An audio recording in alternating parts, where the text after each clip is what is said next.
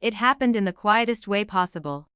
We were standing in my aunt's kitchen outside Manchester, coats piled on chairs, Prosecco sweating in thin glasses. 10 minutes to midnight.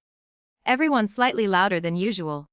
My brother was describing the villa they'd booked in Spain, private pool, ocean view, 7 nights. I smiled. I can't wait for our vacation. It wasn't dramatic. It wasn't dramatic, it was an assumption. My mother laughed, not sharp, not angry. Amused. Oh sweetheart. She said, folding slightly at the waist as if I'd made a charming mistake. Vacations for family without you. There was a beat. Then my brother laughed. My aunt joined. Even my cousin, who barely knew the details, laughed because laughter travels fast in rooms like that. I smiled too. That was the part that surprised me later, how automatic it was. Someone changed the subject. Midnight arrived. Champagne flutes clinked.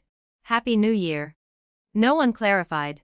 No one backtracked. I left before one. Exclusion wasn't new. It had just never been said that cleanly. I was the practical daughter. The one who stayed in the UK when my parents considered moving to Florida for a year. The one who managed paperwork.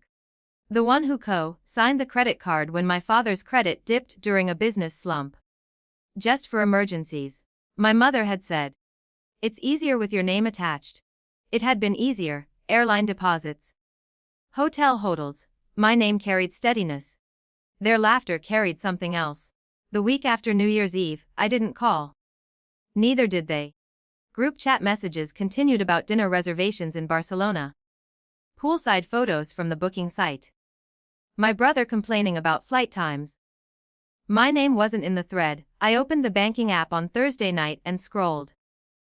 The shared credit card showed charges from a travel agency, flights to Spain, a villa deposit, restaurant holds, total pending $4,200. I closed the app. I told myself it was fine. They would settle it before departure. They always did. Eventually, on Tuesday morning, during a meeting at work, my phone buzzed with a notification from the bankie, attempted withdrawal $5,000 equivalent. Do you authorize? I stepped into the corridor. The bank called immediately after. Hello, Miss Clark. The representative said, voice measured and polite. We've flagged a large withdrawal attempt on your joint account at a branch in Manchester. Can you confirm authorization? I pictured my mother standing at the counter. Polished. Confident. Telling the clerk it was routine, yes, and the money would go through. No. And the card would freeze. It wasn't revenge that moved through me. It was clarity. No, I said. There was a pause as keys clicked. Understood. For security, we'll temporarily suspend the account pending review. Both parties will be notified. Both parties. Authority doesn't shout. It logs. The first call came 15 minutes later. I let it ring. Then a text. Why is the card declined? I'm at the bank, I typed slowly. I didn't authorize the withdrawal. Dots appeared immediately. It's for the villa balance. We discussed this. We hadn't. Another message. The woman here says the account is frozen. What did you do? I waited until the bank's confirmation email arrived. Official language. Transaction blocked. Account under review. Then I replied, pay without me. Silence for almost a minute. Then my brother, what's going on? Mum's embarrassed at the counter. Embarrassed. I leaned against the office wall and stared at the word. Not stranded. Not excluded, embarrassed. My mother called again. I answered this time. What is this about? She asked, voice tight but controlled. We needed the funds. It's temporary. For a vacation I'm not invited to. A small inhale on the other end. That was a joke. It wasn't. You're being sensitive. No, I said quietly. I'm being separate. There was a shift in her tone then, not anger. Calculation. You know your father's credit hasn't fully recovered. This was just easier. Easier. The word landed heavier than the laugh had. For you. I said. The line went quiet. In the background I could hear bank chatter, the scrape of a pen. You're overreacting. Possibly? I replied. But the account is frozen. You'll need to sort it directly with the bank. That will take days. I know. They didn't cancel the trip. They adjusted. My brother transferred his share for the first time. My aunt covered part of the villa and requested repayment. Flights were reissued under different cards. The shared account remained suspended for a week, while the bank conducted its routine verification. We both had to confirm future authorization protocols.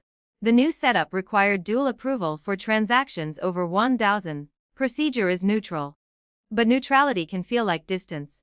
When the account was reinstated, I requested removal. The banker asked, "Are you certain? It's often convenient for family travel."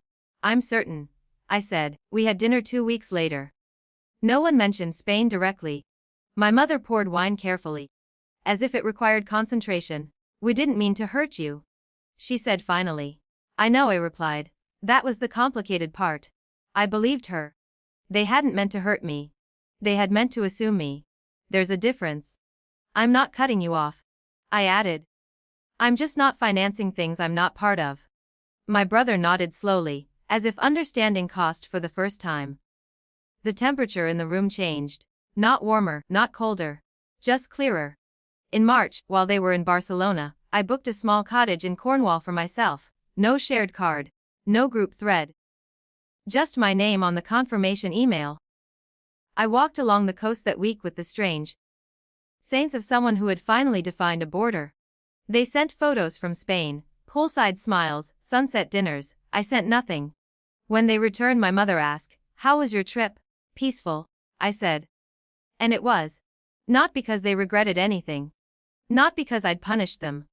But because, for the first time in my life, I had paid only for what included me. And that felt like enough.